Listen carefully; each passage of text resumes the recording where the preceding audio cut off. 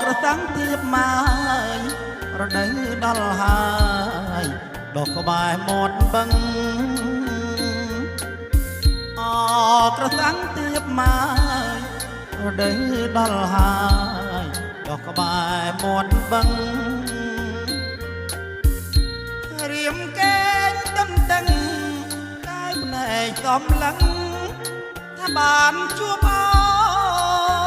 ត់រៀមកេងតំតឹងកាយភ្នែកកំឡឹងថាបានជួបអត់កដឹកខ្យល់នៅខែរាំងឆ្លងផ្លូវជំនោបងជួនកដឹកខ្យល់នៅ